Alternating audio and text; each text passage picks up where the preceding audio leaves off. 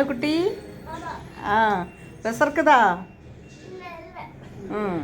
ஓ அப்பப்பப்பா தண்ணி கொட்டுது. எப்படி இருக்கு?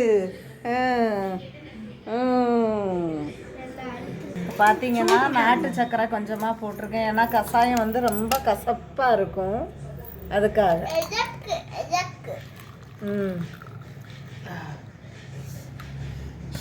இப்போ அதை அப்படியே எடுத்து குடிக்கணும். அவ்வளவுதான், முடிஞ்சுது. பேசாமல் இதை குடிச்சிருங்க. கஷாயம் எப்படி வைக்கிறதுக்குன்னு முந்தி எங்களோட இடத்த பின்னாடி சுற்றி பார்த்துருவோம். சரியா? வாங்க. இருக்கிறதுனால காய்ச்சல் ஜலதோஷம்லாம் இருக்குது. அதனால் என்ன பண்ணுவோன்னா கொஞ்சமாக என்ன பண்ணுவோன்னா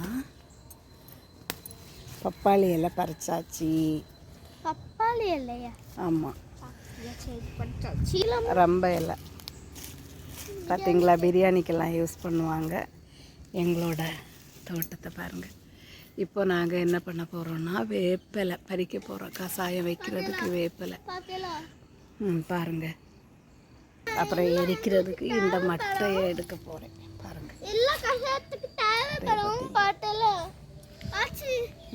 எல்லா கஷாயத்துக்கு தேவைப்படும் பாட்டிலா. எல்லா கஷாயத்துக்கு தேவைப்படும். அதனால நான் எல்லாம் பறிக்க போகிறேன். எல்லாம் பறிக்க போகிறேன். கூவக்கிழங்கு பார்த்தீங்களா? கூவக்கிழங்கு இதெல்லாம் வந்து எப்படி இருக்குதுன்னு சொல்லுங்களேன்.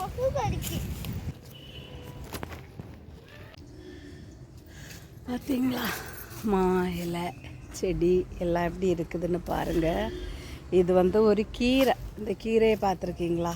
கீரை எப்படி இருக்குதுன்னு பாருங்கள். இது வந்து பறித்து கீரை வந்து உடம்புக்கு நல்லது. இந்த கீரை இது வந்து 40 நாள் சாப்பிட்டா கண்ணெல்லாம் கிளியராக இருக்கும் அப்படின்னு சொல்லுவாங்க.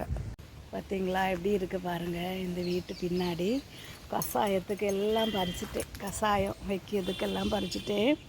இங்கெல்லாம் பார்த்தீங்கன்னா பாம்பெல்லாம் வரக்கூடிய இடம். இது வந்து புளிய மரம் அப்படி இருக்குல்ல, பார்க்கறதுக்கு அழகாக இருக்குதா இடம். எங்கள் வீட்டுக்கு பின்னாடி எப்படி இருக்குன்னு சொல்லுங்கள்.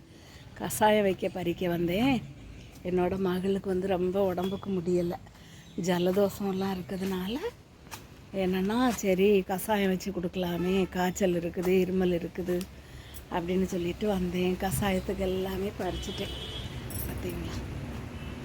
உங்களுக்கு இந்த இடம் பிடிச்சிருக்குதா சொல்லுங்கள், ஷேர் பண்ணுங்கள்.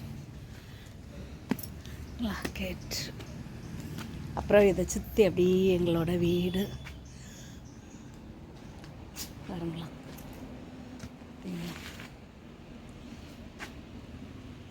ஜலதோஷம், இருமல், காய்ச்சலுக்கு என்னென்ன தேவைன்னு பார்த்துடலாம்.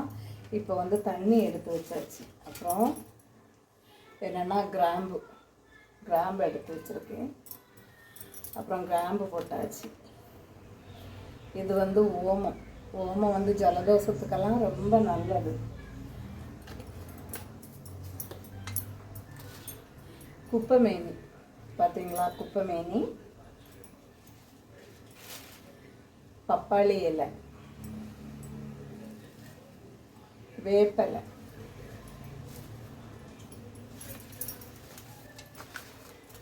கருணச்சிங்க. ரொம்ப கருணச்சி வந்து ரொம்ப முக்கியம். கருணச்சி வந்து ரொம்ப சளியெல்லாம் இழுக்கக்கூடிய சக்தி உள்ளது. அதனால கருணச்சி.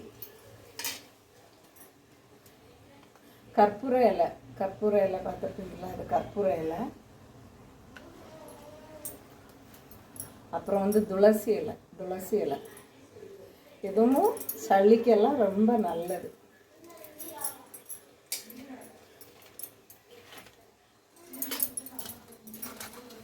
முருங்கை இலை எடுத்திருக்கேன். ஏன்னா முருங்கை இலை வந்து கொஞ்சம் சூடு கிடைக்கும், அதுக்காக முருங்கை இலை.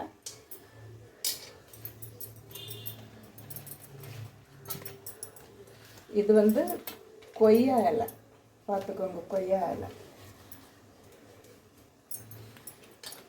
நல்ல மிளகுக்கு பதிலாக நான் என்ன எடுத்திருக்கேன்னா நல்ல மிளகு செடியில் உள்ள இலை எடுத்திருக்கேன். அப்புறம் வெத்தலை கிடைக்கல. வெத்தலை கிடச்சின்னா கொஞ்சம் நல்லது, வெத்தலையும் போட்டுக்கோங்க. அப்புறம் வந்து லெமன் வந்து பிழிஞ்சிட்டு சாறு எடுத்துகிட்டு அந்த தொலி போட்டாலும் போதும், வேறு எதுவுமே சேர்த்துக்க தேவையில்லை. இப்போ வந்து இது என்ன பண்ணோன்னா கொதிக்க வைக்க போகிறோம். இதில் வந்து நல்ல மிளகுக்கு பதிலாக தான் எல்லாமே சேர்த்துருக்கு. இதில் வந்து நான் இனி ஆட் பண்ணுறது வந்து மஞ்சள் பொடி. மஞ்சள் வந்து முழு மஞ்சள் இருந்துச்சுன்னா ரொம்ப நல்லதாக இருக்கும். இல்லை அப்படி கிடைக்காத பட்சத்தில் இந்த மஞ்சளை வந்து நீங்கள் போட்டுக்கலாம். இப்போ நான் வந்து கஷாயம் ரெடி பண்ண போகிறேன். பாதி எலுமிச்சம்பழம் போடுறேன், அப்படியே போட்டுற வேண்டியதுதான். அப்புறம் இஞ்சி, சுக்கு கிடைக்காததுனால இஞ்சி போட்டிருக்கேன். அடுப்பில் தான் வச்சுருக்கேன். இங்கே பாருங்கள், பார்த்தீங்களா அப்படி இருக்குது. இப்போது இந்த கஷாயம் வந்து ரொம்ப கொதிக்க விடணும், வெளியில் ஆகி போகக்கூடாது.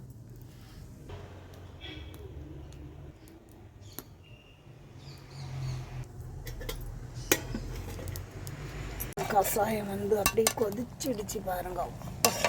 இனி இதை கொண்டு போய் ஆவி பிடிக்க வேண்டியதுதான்.